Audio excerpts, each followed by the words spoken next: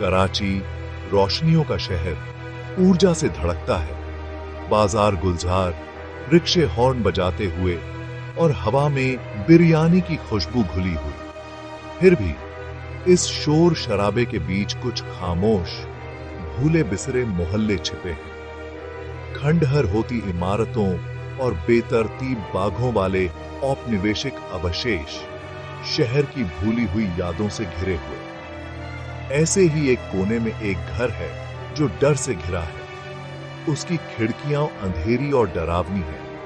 हर कोई उसकी तरफ देखने से भी बचता है। स्थानीय लोग तेजी से गुजर जाते हैं। बच्चों को दूर रहने की चेतावनी दी जाती है, क्योंकि यह कोई साधारण पुराना घर नहीं है। यहां कराची की बेपनाह जिंदगी के साये में डर में फुसफुसाई जाने वाली एक कहानी शुरू होती है। एक ऐसी दास्तान जो इतिहास की किताबों में नहीं मिलती, बल्कि शहर की सबसे डरावनी किंवदंतियों में शुमार है। सेक्टर के 3 का यह घर 1930 के दशक में बना अब एक खंडहर है, औपनिवेशिक शान से डरावनी विरासत तक। इसकी दागदार दीवारें, बेतरतीब बगीचा और विशाल बरगद डरावनी परछाइयां बनाते हैं। लोग इसे पागलपन की कोठी कहते हैं, जहां कोई किराएदार टिक नहीं पाता। यह घर एक उदास रखवाला अपने राजजंग लगे दरवाजों के पीछे छुपाए खड़ा है। 1989 में रिजवान परिवार इसमें रहने आया, घर की बदनामी को अंधविश्वास मानकर। मिस्टर रिजवान, एक समझदार स्कूल टीचर का मानना था कि प्यार और हंसी उदासी को दूर कर सकते हैं। परिवार के आशावाद से घर के हॉल भर गए। जब तक छोटी मोटी गड़बड़ियां शुरू नहीं हुई, दरवाजे अपने आप खुले, चीजें अपनी जगह से हट गईं, दीवारों में फुसफुसाहटें सुनाई देने लगीं। मिसेज रिजवान को महसूस होने लगा कि उन पर नजर रखी जा रही है। घर में एक अजीब सी ठंडक फैल गई। टर्निंग पॉइंट तब आया जब एक भारी शीशा जो मजबूती से लगा हुआ था, बिना किसी कारण के जमीन पर गिरकर टूट गया।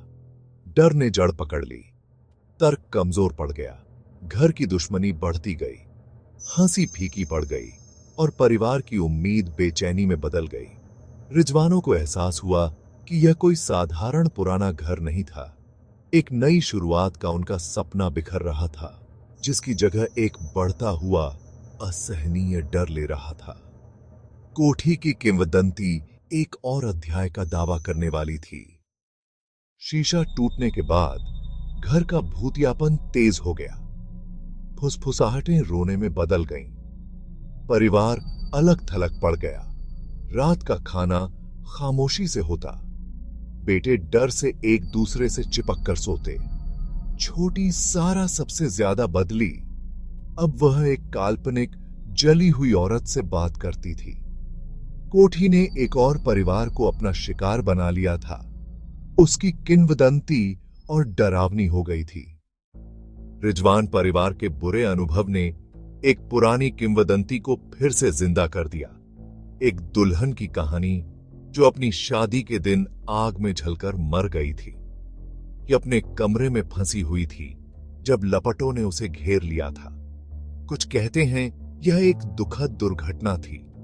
दूसरे फुसफुसाते हैं कि यह आत्महत्या थी, या यहां तक कि हत्या, एक सम्मान के लिए की गई हत्या जिसे दुर्भाग्य का रूप दिया गया था।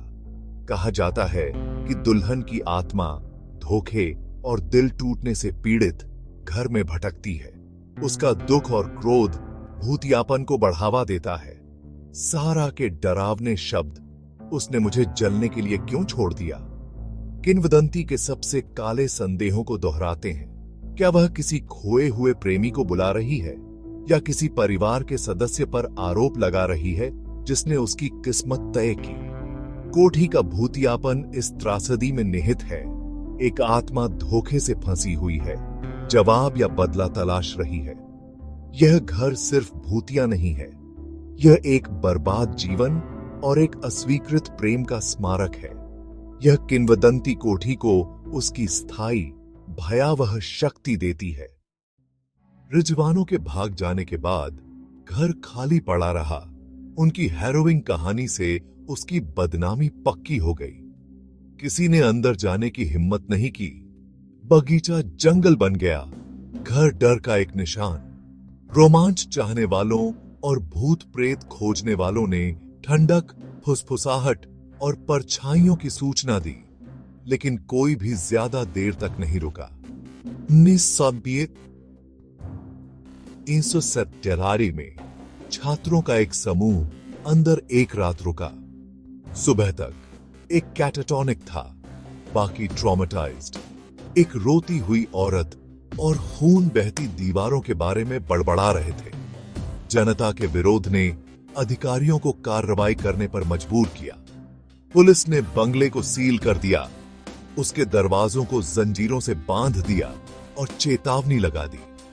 यह कार्य कानूनी और प्रतीकात्मक दोनों था। यह स्वीकार करना कि घर की बुराई को समझाया या रोका नहीं जा सकता था। कोठी एक निषिद्ध क्षेत्र बन गई, उसके रहस्य बंद हो गए। किंवदंती और बढ़ी। घर अब अलौकिक आतंक का एक शहर व्यापी प्रतीक बन गया। जंजीरों ने लोगों को बाहर रखा, लेकिन डर कराची की सामूहिक स्मृति में समा गया। कोठी की खामोशी पहले से कहीं ज्यादा गहरी थी। पुलिस की सील ने किंवदंती को और बढ़ा दिया। अब कोठी आधिकारिक तौर पर खतरनाक थी।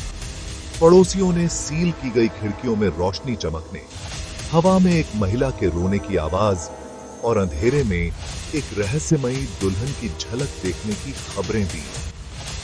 यह घर भूत प्रेत के शिकारियों और पत्रकारों के लिए एक तीर्थ स्थान बन गया। हर नई कहानी उसकी मिथ में इजाफा करती रही।